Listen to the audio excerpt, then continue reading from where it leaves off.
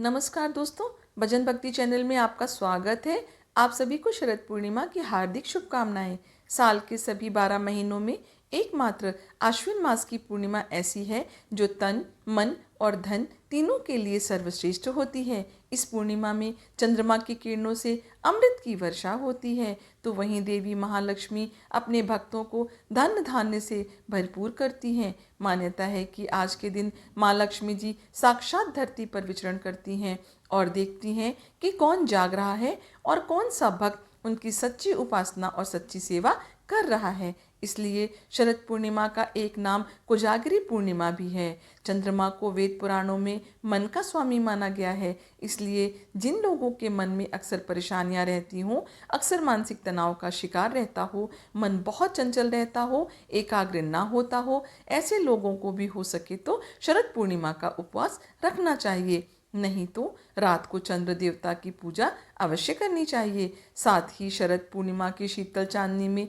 खीर रखने का भी नियम है। चंद्रमा की रोशनी में रखी गई खीर को ग्रहण करने से शरीर के सभी रोग दूर हो जाते हैं। शरीर की रोग प्रतिरोधक क्षमता भी बढ़ जाती है।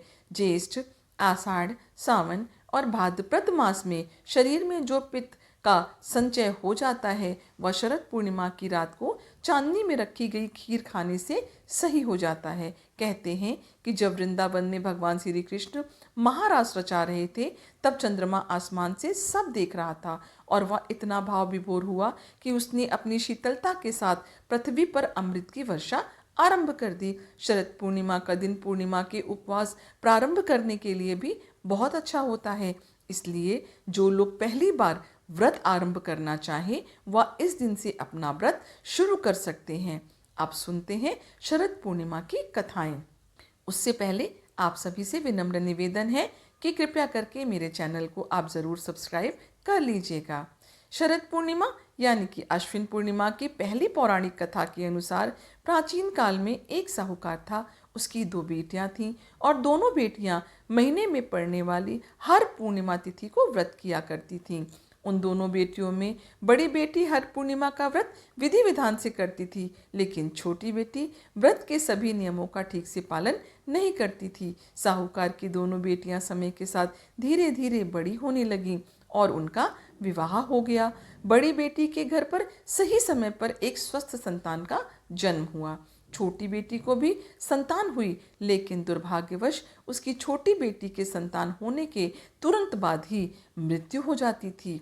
जब छोटी बेटी के साथ ऐसा 2 से 3 बार हुआ तो उसने एक दिन एक ब्राह्मण को बुलाकर अपनी सारी व्यथा सुनाई और इसका कोई उपाय बताने के लिए कहा।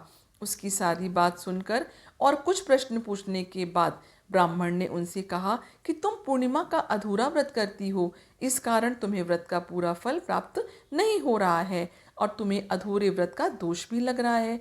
ब्राह्मण की बात सुनकर छोटी बेटी ने पूर्णिमा का व्रत पूरे विधि विधान से करने का निश्चय किया।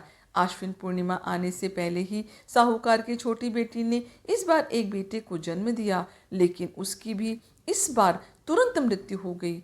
इस पर उसने अपने बेटे के शव को एक चौकी पर रखकर उसे एक कपड़े से ढक दिया।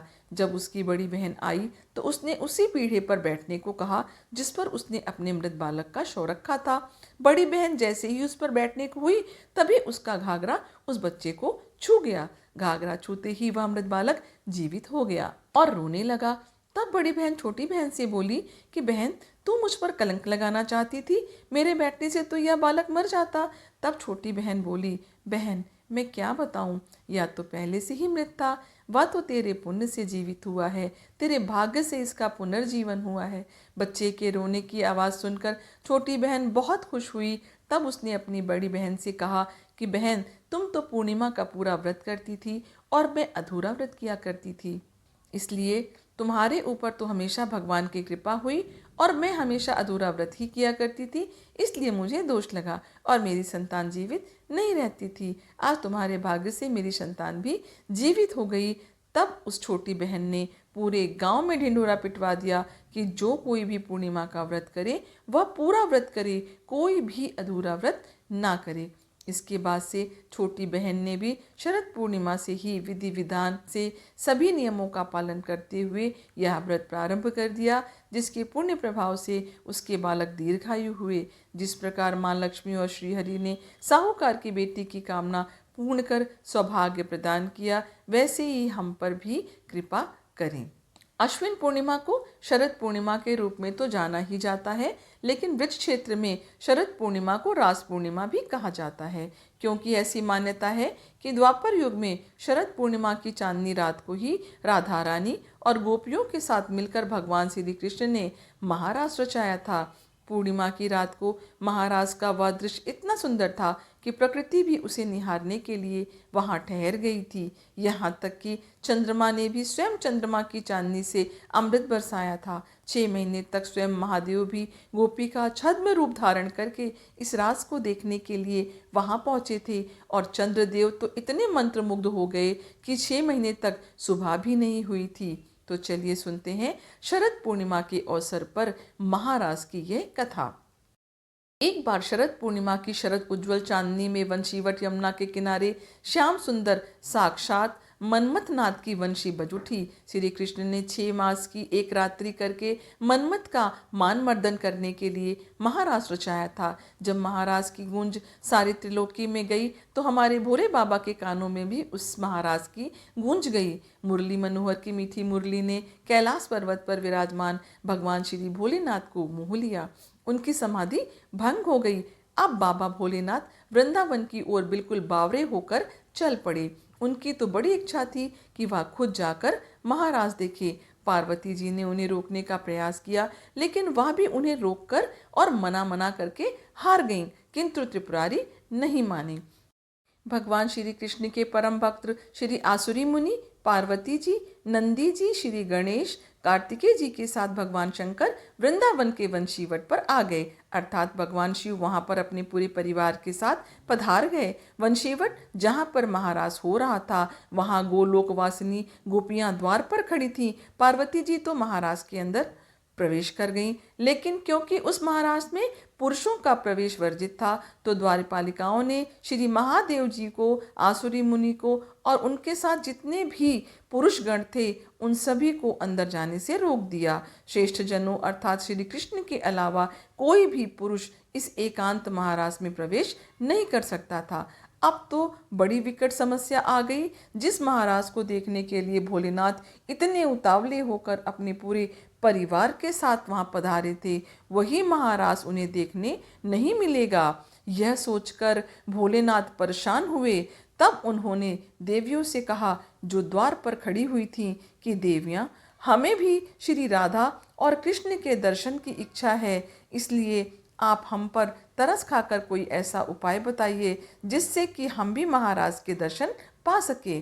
तब वहां पर खड़ी हुई सखियां अर्थात गोपियां बोली कि अगर आप महाराज देखना ही चाहते हैं तो गोपी बन जाइए। मानसरोवर में स्नान करके गोपी का रूप धारण करके आप महाराज आराम से देख सकते हैं। आप महाराज में प्रवेश भी पा सकते हैं। बस फिर क्या था, भगवान शिव अर्धनारीश्वर रूप से पूरे पूरे नारी स्वरूप बन गए। श्री यमुना जी ने उनका 16 श्रृंगार कर दिया, तो सुंदर बिंदी, चूड़ी, नूपुर, ओढ़नी और ऊपर से 1 हाथ का घूंघट भी भगवान शिव का कर दिया। साथ ही साथ युगल मंत्र का उपदेश भी भगवान शिव के कानों में कर दिया। अब श्री शिव जी मोहनी वेश में मोहन के रास स्थली में गोपियों के मंडल में मिलकर अतिरिक्त नेत्रों से एक टक रूप में विश्व मोहन की रूप माधुरी का पान करने लगे। उनके सामने साक्षात श्री कृष्ण विराजमान थे। नटवर वेश में श्रीधारी श्री रास बिहारी राजेश्वरी रसमयी श्री राधा जी और गोपियों के नृत्य और रास करते हुए देखकर नटराज भोलेनाथ भी स्वयं तो ताता थैया करते हुए नाच उठे, और बंसी बजैया मुरली मनोहर ने तो ऐसी मधुर ऐसी मोहनी बंसी बजाई कि भोलेनाथ तो अपनी सुध-बुध ही भूल गए। बनवारी से भला क्या कुछ छुपा है। इस तरह भगवान श्री कृष्ण के साथ भोलेनाथ कुछ देर तक तो नाचते रहे, लेकिन जब थोड़ा पास पहुंचे तो भगवान श्री कृष्ण बोले कि रास के बीच में थोड़ा हास परिहास हो जाए तो इस रास का आनंद दुगना हो जाएगा।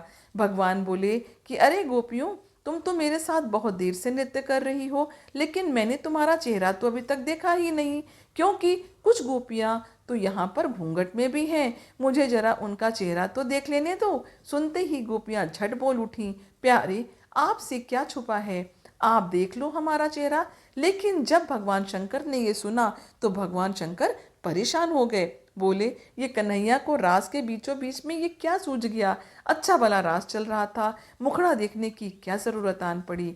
ऐसा भी मन में सोच रहे थे कि आज तो यह कन्हैया मेरी फजीहती कराने पर तुला हुआ है। भगवान कृष्ण तो कृष्ण हैं, नटखट हैं। वो जानते थे कि यहाँ पर छद्म वेश में कौन आया है। तो भगवान कृष्ण कहने लगे कि गोपियों, तुम सभी पंक्ति में खड़े हो जाओ और मैं सबका बारी बारी से दर्शन करूंगा। ये सुनकर भगवान शिव को थोड़ी तसल्ली हुई और वो चैन की सांस लेकर सोचने लगे कि चलो अब तो काम बन गया। यहाँ तो महाराज में लाखों करोड़ों गोपियां हैं और मैं इस पंक्ति के सबसे अंत में जाकर खड़ा हो जाऊंगा। कन्हैया तो मुंह देखते देखते थक जाएगा और मेरा नंबर भी नहीं आएगा। तब सारी गोपियां एक पंक्ति में खड़ी हो गईं और सबसे अंत में जाकर भगवान शिव खड़े हो गए। अब जब भगवान शिव पंक्ति के सबसे अंत में जाकर खड़े हो गए तो कन्हैया की दृष्टि अंत में पड़ी। अब कन्हैया तो कन्हैया है, बड़े नटखट हैं, शरारतें भी बहुत करते हैं। जब कन्हैया की दृष्टि पंक्ति के अंत में पड़ी तो कन्हैया कहने लगे कि अब बारी इधर से नहीं उधर से शुरू होगी, यानी कि बारी हम अंत से शुरू करेंगे। अब भगवान शिव बोले, अरे या तो मैं पंक्ति के अंत में जानकर खड़ा हो गया था, अब तो पहला मेरा ही नंबर आ जाएगा। अब असंख्य गोपियों के बीच में भगवान शिव सोचने लगे कि चलो कोई दूसरा उपाय सोचता हूँ। यह सोचकर भगवान शिव गोपी के वेश में तो थे ही और लंबा घूंघट भी काट रखा था। दौड़कर दूसरी ओर से जाने लगे तो भगवान कृष्ण गोपियों से बोले, अरे गोपियों, तुम परेशान मत हो, मैं सबका मुख देखूंगा, लेकिन पीछे खड़ी हुई गोपियों का मुख दर्शन तो मैं बाद में करूंगा। पहले मैं इस गोपी का मुंह देख लूं जो आज इतनी लाज शर्म कर रही है। अब जब भोलेनाथ ने ये सुना तो वह सुनते ही दौड़ पड़े। कन्हैया जी भी कहाँ पीछे छोड़ने वाले थे, झट दौड़ पड़े भोलेनाथ को पकड़ने के लिए। वो तो उस गोपी के पीछे भागे थे जो बड़ी लाज शर्म कर रही थी। और जैसे ही उन्होंने उस गोपी का घूंघट ऊपर किया तो कान्हा जी कहने लगे, आओ गोपेश्वर आओ, आपकी जय हो। श्री राधा आदि गोपेश्वर महादेव के मोहनी गोपी के रूप को देखकर बड़े आश्चर्य में पड़ गई। वहां पर खड़ी हुई सारी गोपियां भी बड़ी हैरान रह गई। तब श्री कृष्ण कहने लगे, राधे, यह कोई गोपी नहीं है, यह तो साक्षात भगवान शंकर जी हैं। हमारे महाराज के दर्शन करने के लिए उन्होंने एक गोपी का छद्म रूप धारण किया है। तब श्री राधा कृष्ण ने हंसते हुए शिव जी से पूछा, भगवान, आपने यह गोपी का वेश क्यों धारण किया। तब भगवान शंकर कहने लगे, प्रभु, आपकी यह दिव्य प्रेम लीला महाराज देखने के लिए ही मैंने गोपी का रूप धारण किया है। इस पर प्रसन्न होकर श्री राधा जी ने महादेव जी से कोई वर मांगने को कहा। तब भगवान श्री शिव ने यह वर मांगा कि हम चाहते हैं कि यहाँ आप दोनों के चरण कमल में सदा ही हमारा वास हो। आप दोनों के चरण कमल के बिना हम कहीं अन्यत्र वास नहीं करना चाहते। तब राधा रानी और श्री कृष्ण महादेव की यह इच्छा भी पूर्ण कर दी। इसके बाद तो बहुत सुंदर महारास हुआ। इस महारास में खूब आनंद आया। भगवान श्री कृष्ण ने ब्रह्मा जी की एक रात्रि ले ली, लेकिन गोपियां इसे नहीं समझ पाई। केवल अपनी गोपियों के प्रेम के कारण ही श्री कृष्ण ने उस रात्रि को बढ़ाकर इतना लंबा कर दिया था। गोपियों ने एक रात कृष्ण के साथ अपने प्राण प्रिय पति के रूप में बिताई है, लेकिन यह कोई साधारण रात नहीं थी। ब्रह्मा जी की रात थी जो लाखों वर्ष तक चलती रही। आज भी कहते हैं कि वृंदावन में निधिवन में प्रतिदिन भगवान श्री कृष्ण रास रचाते हैं। भगवान कृष्ण के लिए तो कुछ भी असंभव नहीं है, वह तो सब कुछ कर सकते हैं क्योंकि वो भगवान हैं। जब भोलेनाथ ने भगवान श्री कृष्ण और राधा रानी से वरदान मांगा था तो भगवान श्री कृष्ण ने तथास्तु कहकर कालिंदी के नजदीकी निकुंज के पास वंशीवट के सम्मुख भगवान महादेव जी को श्री गोपेश्वर महादेव के नाम से स्थापित कर विराजमान कर दिया। श्री राधा और कृष्ण और गोपियों ने उनकी पूजा की और कहा कि व्रज वृंदावन की यात्रा तभी पूर्ण होगी जब कोई भी भक्त आपके दर्शन कर लेगा। आपके दर्शन किए बिना यह यात्रा हमेशा अधूरी रहेगी। भगवान शंकर वृंदावन में आज भी गोपेश्वर महादेव के रूप में विराजमान हैं और अपने भक्तों को दिव्य गोपी वेश में दर्शन भी देते रहते हैं। गर्भगृह के बाहर पार्वती जी, श्री गणेश जी और श्री नंदी जी विराजमान हैं। आज भी शाम के समय भगवान का गोपी वेश में दिव्य श्रृंगार किया जाता है। आज की यह कथा आपको कैसी लगी मुझे कमेंट करके ज़रूर बताइएगा। मेरे चैनल पर ऐसी कहानी और जानकारी आपको आगे भी मिलती रहेगी। भगवान शिव और भगवान कृष्ण की कृपा आप पर हमेशा बनी रहे। आपका दिन शुभ हो। धन्यवाद।